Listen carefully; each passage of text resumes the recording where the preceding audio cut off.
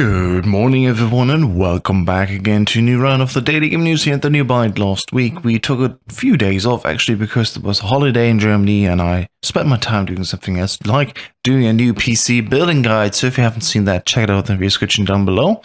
And let's just jump right into the news. First bit of news is of course that we have seen already, but I just want to reiterate it here on the show. EA and the lawyers, they're not loot boxes, they're surprise mechanics and they're quite ethical. That bit of news just struck me by not a huge surprise because I just got to see this coming right along when they were going against the decisions of Belgium, where loot boxes are now classified as gambling, and it's just so interesting to see how this all plays out. So Kerry Hopkins, EA's VP of Legal and Government Affairs, insists that the company's randomized purchases aren't loot boxes, but rather surprise mechanics in an oral evidence session with the UK Parliament's Digital, Culture, Media and Sport Committee.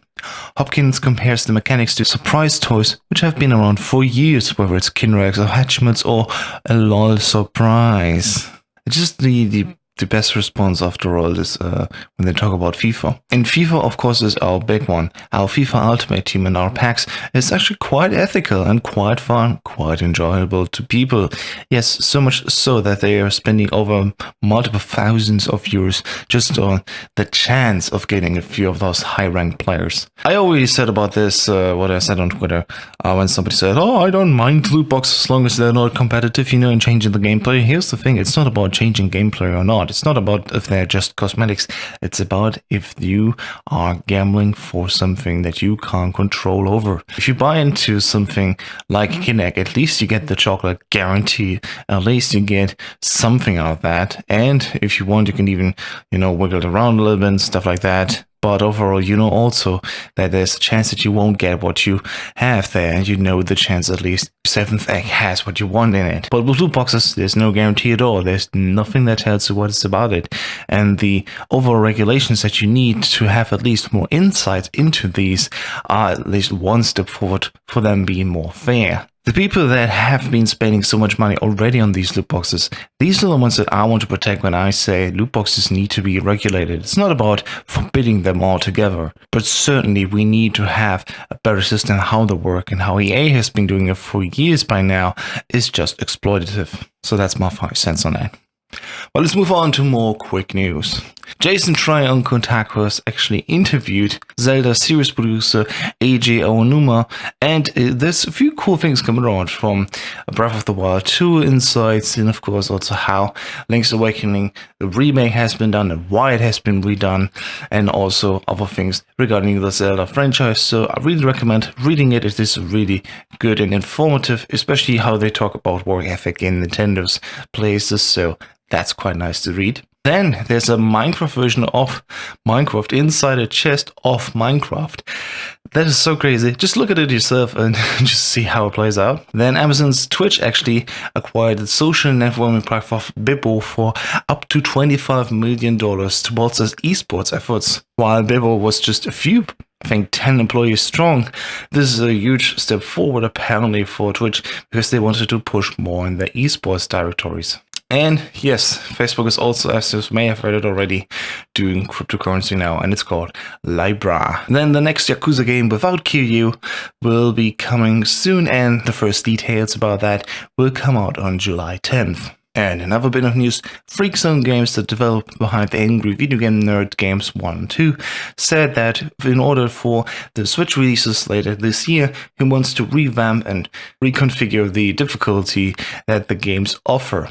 In his words, my intent is to make a game that's hard, that stays true to the kinds of scab-picking frustrations that the nerd expresses so well in his videos, but it can also take criticism. When I hear the players aren't having fun with a game I made, I want to take that feedback and use it to build my skills.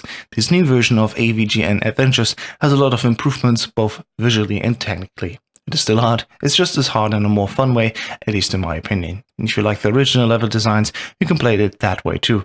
Giving players options is always a good thing. I really want to thank him for that, because this is just what this is all about. If you ask for more options how to play a game through. So maybe later on the Switch I may pick up these games as well and see for myself how they have changed. And then in a few technical infos, if you're playing Fortnite on an older machine, you soon need to start playing it with a graphics card that supports DirectX 11. Fortnite had already and always said it in the requirements that you need a DirectX 11 video game card, but so far they still also supported older cards like DirectX 9.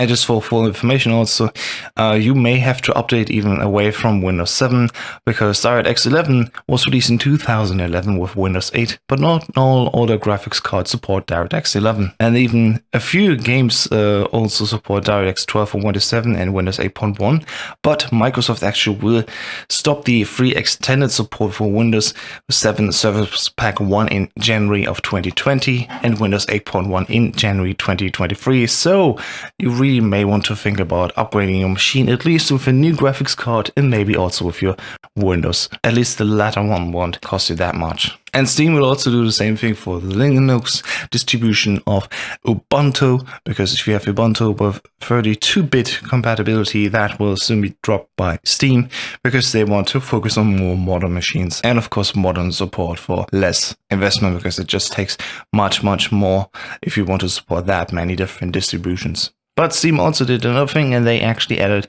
an official LGBTQ plus tag for games. About 100 games are now listed and will be part of the marketplace algorithm. So if you're interested in that special genre, where there also these topics are being talked about and being part of the plot, then that's maybe something for you. Just because I just saw it directly, I just included as well.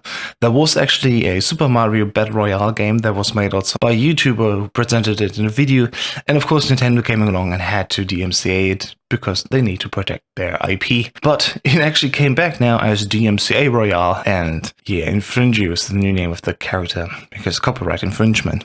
I think it's a very funny story, and if you read about it all here, of course, link is in the description down below. I really love how this was dealt with, so DMCA Royale is just a very nice thing how to do with it. Also, a last bit of news, we have Harry Potter and Wizards Unite is now rolling out to 25 more countries, including Canada and much of Europe, and of course it was already available, for example, in Germany and the US since last Friday. So Niantic is actually pushing forward to have more and more people included by now. And the very last bit of news is actually positive ones. We have two big charities that have ended or are currently running. The one that has ended was for Guardian Con, formerly known as Destiny Con, made by two Destiny streamers, Gofanian and Broman, and they made it into a huge organization by now, with their own donation runs every year now leading up to the event to support St. Jude. And it ended with $3,721,097, while the goal was to raise this year $3 million. So yeah, it was actually quite crushed, and the hugest chunk of that was actually coming while Lupo, the Twitch streamer, was doing his last final part of that run. Within his last 4 hours, with a little bit of extra time now, he raised alone around $920,000 for the charity. So yeah, all the money that has been raised will be donated to the St. Jude's Children's Research Hospital. But it also goes on, we have Summer Games done quick right now in the break, sadly, and they already raised $120,000 within the first 24 hours, I think. So that's nice to see as well. And of course, they're also supporting Doctors Without Borders and are being sponsored by different orgs as well to have that event happen in the meantime. I think in the beginning of the year, they raised around $3 million something, so who knows how much more they can raise this summer for another great charity. That's it. Thanks for watching and have a nice day, and talk to you soon again. My name is Justus. Goodbye and see you soon.